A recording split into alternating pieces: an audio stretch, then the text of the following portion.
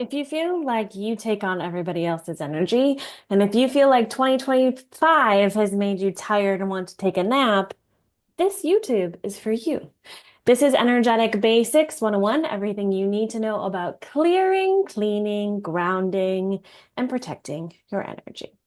I did make an outline, so I'm gonna read from it because otherwise I'm gonna get off track.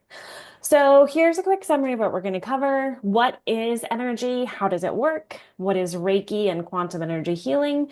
And then grounding and protecting and clearing your energy, and then some ideas for your daily life. So, what is energy? Well, in short, everything. Literally everything.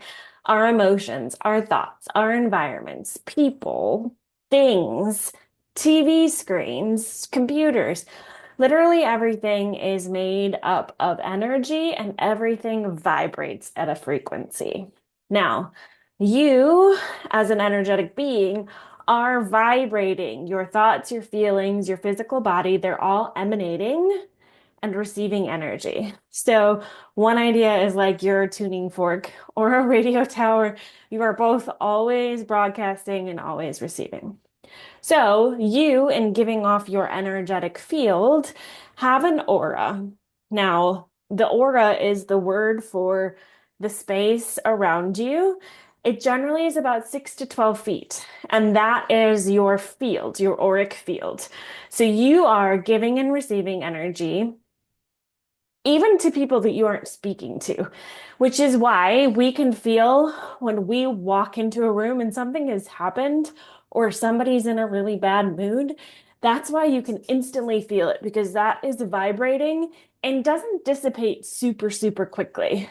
So, crowded rooms, Zoom fatigue, public spaces, all of that affects you and your well-being. So, while you may not want to be, you are generally carrying around other people's energy without even realizing it. But some of you do realize it. Some of you are like, gosh, why am I tired every time I get off my 9 a.m. call? Because you are in a fatigue. You are getting the energies, even through the computer screen, of all of the other people. So, grounding is the beginning to take on owning your energy and taking this time to make sure that you are in your purest energy. Simply said, if you are not grounded, you may be more spacey.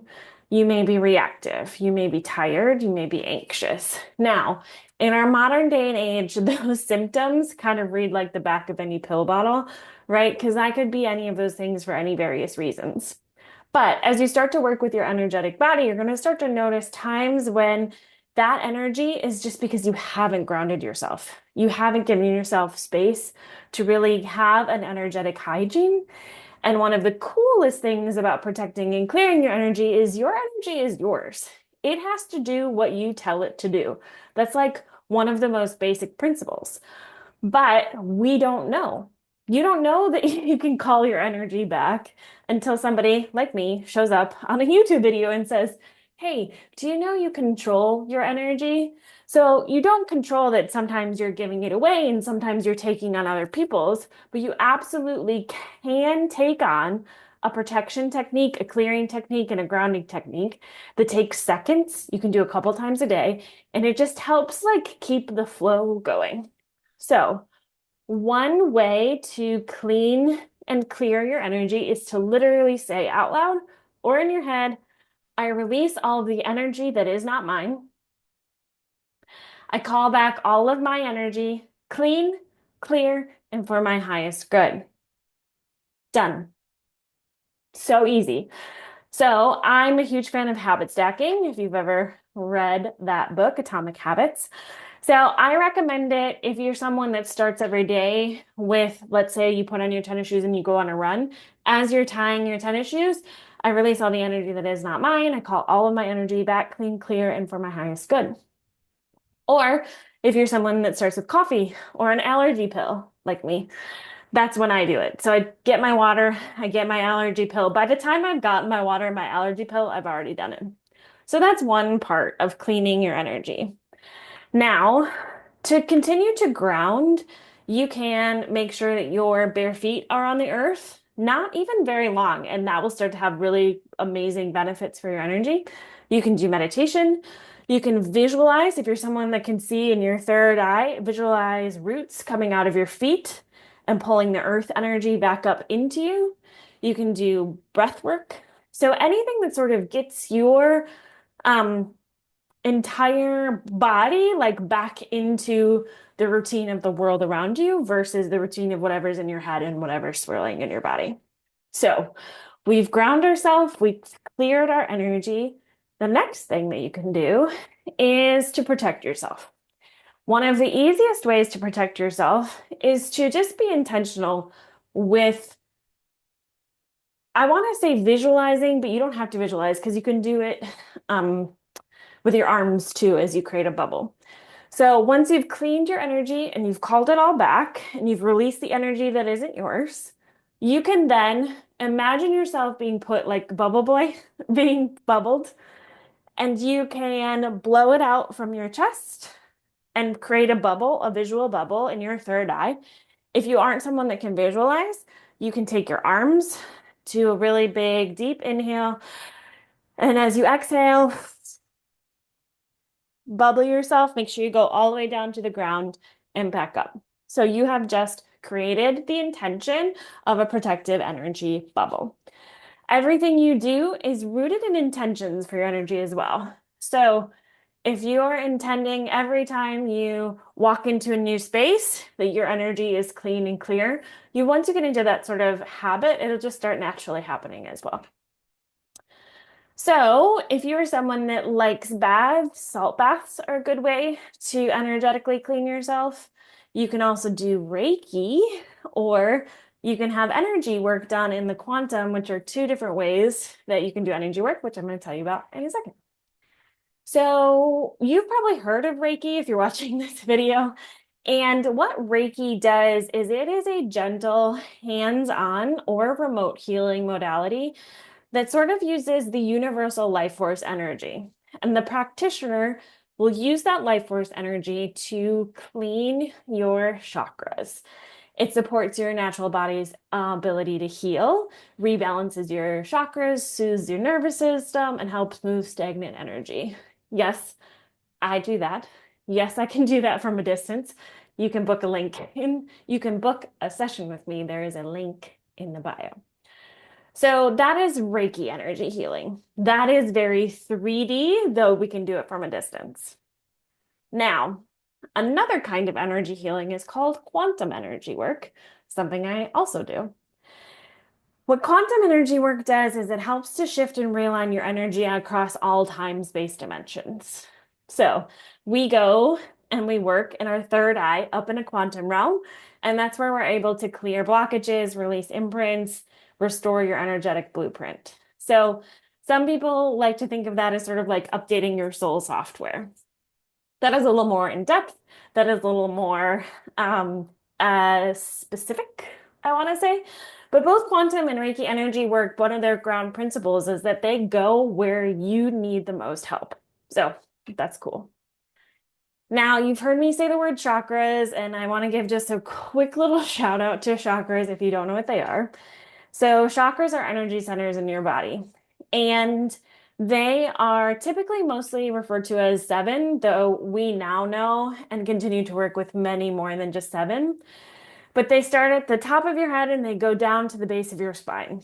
And each of these chakras, these energy centers, they are governing a different aspect of your physical, emotional, or spiritual well-being. Sometimes they're governing a couple of them. Why I'm telling you about chakras is both one, so you know what they sort of um, govern over, but two, also some of these might resonate for you as if they may be blocked, and that's why you have feelings that are associated with those blocks are in that area. So we're going to start with the root chakra. This is at the base of your spine. It governs everything around home, safety, survival, your basic needs, your grounding, and your belonging. So if your root chakra is blocked, you may feel anxious or disconnected or insecure. Your sacral chakra is just below your navel. That is what governs creativity, emotions, sensuality, relationships, and pleasure. If that is blocked, you may just feel uninspired, you might be emotionally reactive, or you may be feeling stuck. Your solar plexus chakra is your upper abdomen, that's a weird word. Anyways, so that governs your personal power, your confidence, your boundaries, and your identity. So if you have a blocked or not as fluid solar plexus, you may struggle with self-worth or feeling powerless. Your heart chakra is the one that a lot of us need a lot of help. And it's kind of the beginning of, I think, a lot of people's energy work is self-love and all things love, compassion, forgiveness, connection. So your heart chakra is by your heart.